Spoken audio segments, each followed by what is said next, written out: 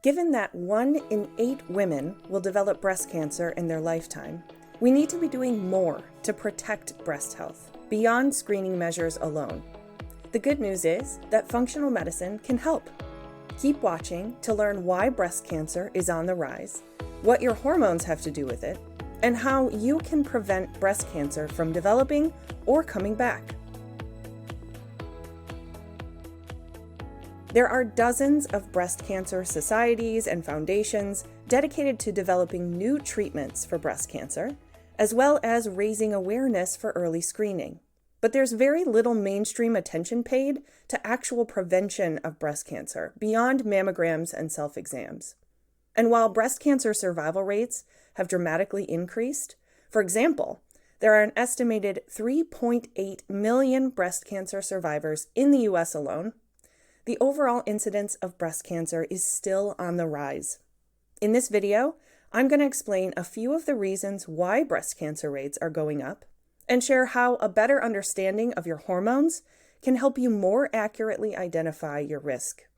I'll also share evidence-based functional medicine strategies to help shift those hormonal risk factors in your favor so that you can prevent the development or recurrence of breast cancer.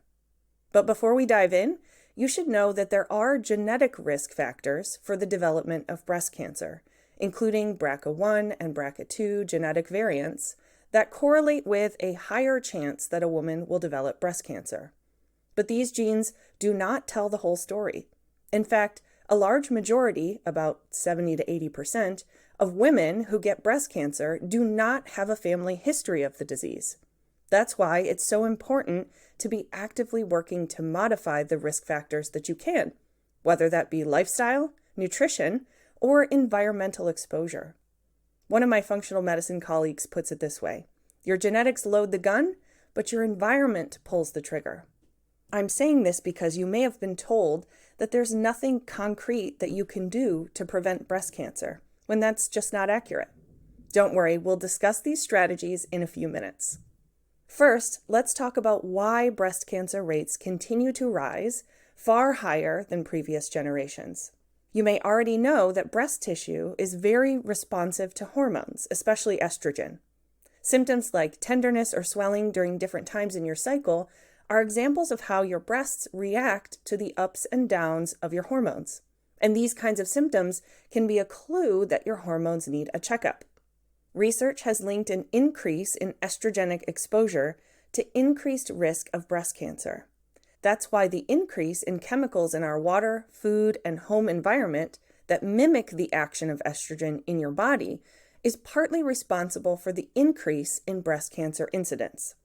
These chemical toxins are also called endocrine disruptors, or xenoestrogens, and they come in many forms with many long and hard-to-pronounce names, but you may recognize a few like bisphenol A or BPA, polychlorinated biphenyls or PCBs, and parabens.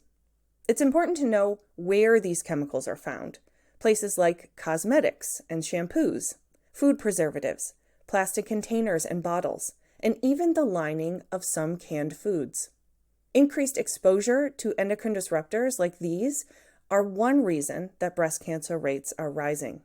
Increased rates of obesity or elevated body fat percentage can also increase breast cancer rates because fat cells produce estrogens throughout the female lifespan, including into perimenopause and menopause. Carrying too much body fat is also inflammatory, and chronic inflammation is another root cause for the development of cancer, as well as the poor detoxification of hormones, including estrogen. Another lifestyle factor that can interfere with healthy hormone clearing or detoxification is alcohol. It's well established that alcohol consumption increases breast cancer risk, even modest amounts. Recent evidence shows that even 3 drinks per week significantly increases your risk for breast cancer. In my opinion, one of the most important reasons for the continued rise in breast cancer rates is the normalization of non-cancerous breast disease and symptoms. Most doctors aren't paying attention to indicators that breast tissue is inflamed or changing, symptoms like dense or fibrocystic breasts, breast swelling, tenderness or pain, and other benign breast disease. One study found that women with dense tissue in at least 75% of the breast have been shown to have a 4 to 6-fold increase in the risk of subsequent breast cancer compared to those without dense breast tissue. And yet, the best conventional medicine has to offer in this case is watch and wait. We can do better than this. How? By paying attention to these symptoms and assessing the hormone balance and detoxification pathways that are influencing breast tissue, specifically estrogens and their metabolites or detox products. Let me put it this way. If estrogen drives the growth and cell division of breast tissue, and increased cell division, also known as proliferation, is what leads to cancer, then it makes sense to prevent cancer by optimizing estrogen balance and function, right? Because estrogen isn't the bad guy, but it can be a problem for breast health if it's being turned into compounds that encourage proliferation. One of these estrogen metabolites is called 16-OH estrogen, and it's produced as part of estrogen detoxification. It's very proliferative, and when the body makes a lot of it, it can significantly increase your risk of developing breast cancer. How can you tell if you're making more than your share of 16-OH estrogens? You can test it using the Dutch test, an at-home dried urine test that measures many hormones, including estrogens and their metabolites. The results make it really easy to check for increased risk with a little pie chart that shows how much 16-OH you're making compared to the more protective 2-OH estrogens. Once you know if you're making too much 16-OH estrogen, you can take steps to shift your estrogen detox to a more breast healthy pathway. Or, if your overall estrogen exposure is too high relative to your other hormones, you can work to support healthier hormone balance. If you're at all concerned about developing breast cancer, either for the first time or again, I highly recommend starting with the Dutch test. I'll put a link in the video description so you can get your hands on a test after we talk through the functional medicine prevention strategies. So let's get down to the details. How to go beyond screening tests and actually prevent breast cancer development or recurrence. The number one strategy that everyone with breast tissue can do is minimize your exposure to estrogen-disrupting chemicals. By the way, both males and females have breast tissue that can become unhealthy. So this applies to all of us. It's easy to become overwhelmed by all of the estrogenic chemicals and toxins in your environment. So I suggest starting simple. Stop microwaving food in plastic containers, even if it says BPA-free. Swap your single-use water bottles for a stainless steel or glass water bottle that's refillable. Choose organic fruits and veggies when possible to avoid estrogen-disrupting pesticides. Check your beauty products for phthalates and parabens, and consider switching to a non-toxic makeup brand. There are lots of good ones to try these days. You can't avoid all toxins, but you can significantly minimize your exposure, and every little bit helps. Supporting healthy estrogen detoxification is the next step, especially if you see on your Dutch test that you're making too much 16-OH compared to the protective 2-OH. Eating more cruciferous veggies like broccoli, Brussels sprouts, and cabbage can help shift this pathway and support healthier estrogen balance. So can rosemary, flaxseed, and grapefruit.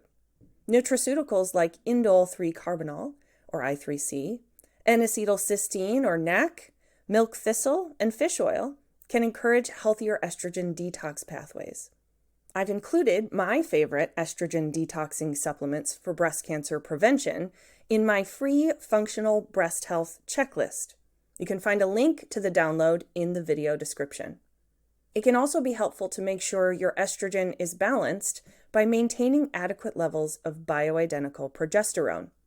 Progesterone helps estrogen make good decisions when it comes to detoxification, and recent research suggests that bioidentical progesterone, as opposed to progestins from birth control or hormone replacement medication, may even be protective against breast cancer in itself. If you've been told that there's nothing you can do to prevent breast cancer besides get your mammograms and cross your fingers, I hope you found something more helpful in this video. Be sure to check out my checklist in the video description. It will also include details about how you can order Dutch testing to check your own hormones at home. Thanks so much for watching. If you're like me and you think that women everywhere need this information, please consider hitting that like button and subscribing to my channel.